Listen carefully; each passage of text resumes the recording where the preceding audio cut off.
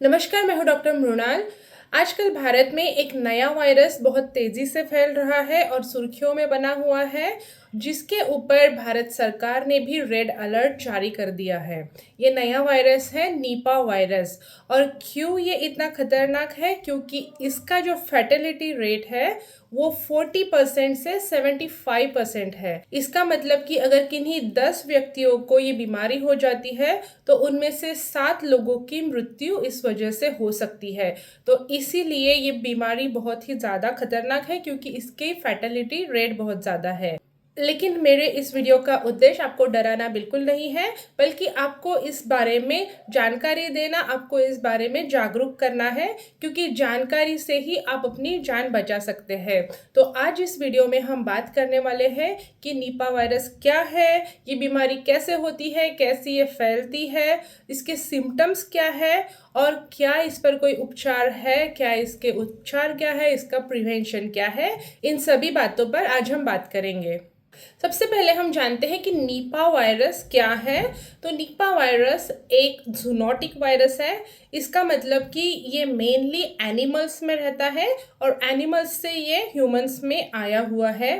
तो इसके जो नेचुरल नॉर्मल रिजर्वायर होते हैं वो होते हैं बैट्स, और बैट्स में भी फ्रूट बैट्स में ये वायरस पाया जाता है। तो ये बैट्स में से अब ह्यूमंस में कैसे आ गया?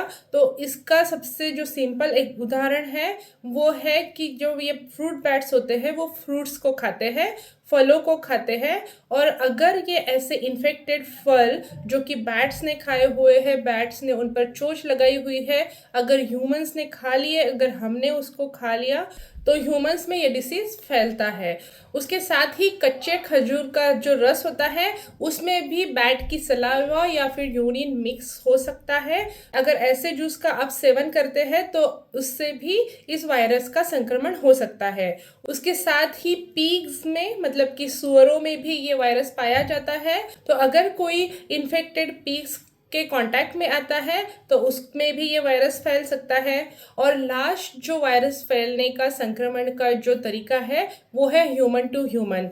तो अगर किसी व्यक्ति को ये वायरस हो गया है, इस वायरस का संक्रमण हो गया है, तो उस व्यक्ति के क्लोज कांटेक्ट से और उसके बॉडी फ्लूइड से ये वायरस फैलता है। तो अगर इस वायरस से कोई इन्फेक्टेड है, कोई बीमार है, तो उसके छींक से, उसके सलाइवा से या फिर उसके पसीने से भी ये वायरस फैल सकता है। तो इसलिए हॉस्पिटल में काम करने वाले डॉक्टर्स एंड नर्स, और उसके साथ ही अगर आप घर पर ऐसे पेशेंट की केयर कर रहे हैं तो उनके साथ रहने वाले लोगों में ये बीमारी फैलने का सबसे ज़्यादा खतरा होता है।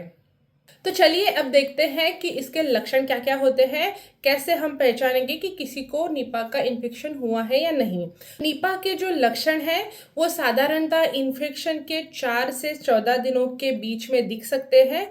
हालांकि रिसर्च ये भी कहती है कि कुछ मामलों में ये 45 डेज तक लक्षण आ सकते हैं। तो संक्रमण के 45 डेज तक भी आपको लक्षण नज़र आ सकते हैं, 45 डेज तक ये छुपा रह सकता है।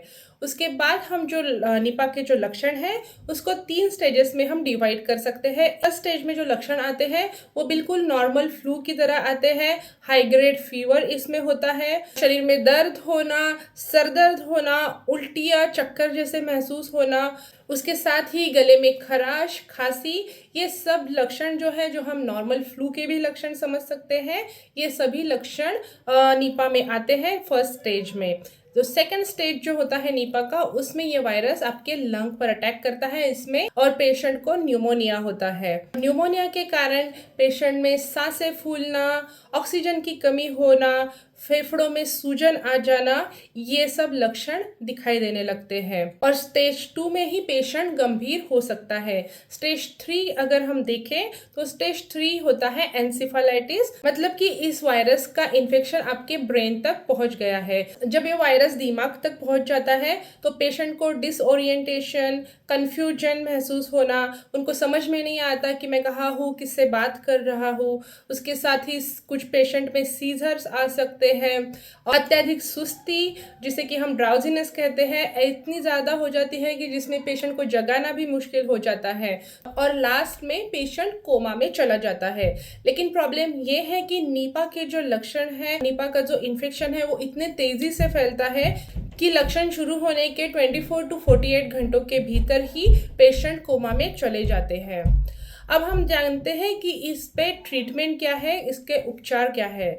तो अनफॉर्चुनेटली नीपा पर अभी तक कोई भी वैक्सीन नहीं निकली है और ना ही इस पर कोई मेडिसिन भी है। तो इसीलिए जो नीपा के पेशेंट हॉस्पिटल में भर्ती होते हैं तो ऐसे पेशेंट का सिम्टोमेटिक इलाज किया जाता है, सिम्टम्स के अनुसार उनको ट्रीटमेंट दी जाती है और उनकी जान बचाने की कोशिश की जाती है, जिसमें कि सपोर्टिव केयर पेशेंट को दी जाती है, ऑक्सीजन दिया जाता है, वेंटिलेशन पे रखा जाता है, दिमाग की सूजन करने के लिए स्टेरॉइड्स दिए जाते हैं। तो ऐसे सपोर्टिव केयर देकर पेशेंट की जान बचाने की कोशिश की जाती है।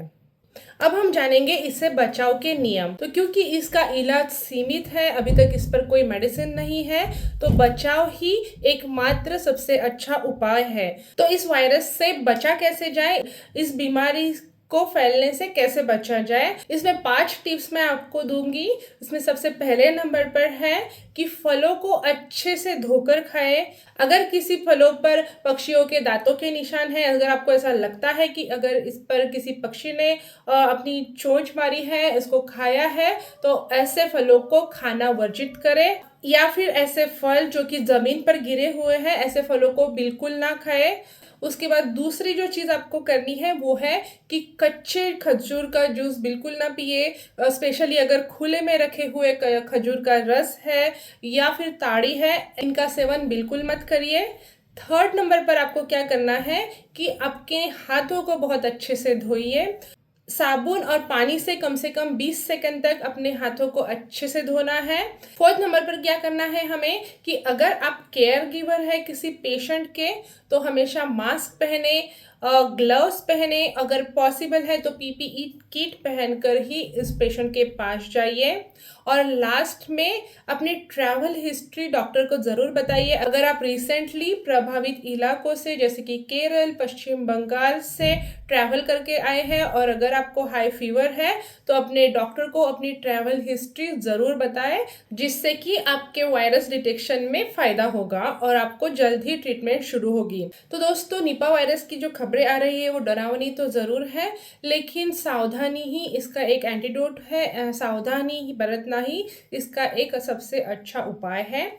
अगर आपको ये जानकारी साइंटिफिक और उपयुक्त लगी होगी तो अपने रिश्तेदारों में, अपने जानने वालों में ये वीडियो ज़रूर शेयर करिए ताकि वो भी इस वायरस के प्रति सावधान हो जाए। आपके एक शेयर से किसी की जान बच सकती है। और मैं आपको मिलती हूँ नेक्स्ट वीडियो में। तब तक सुरक्षित रहिए, स्वस्थ रहिए।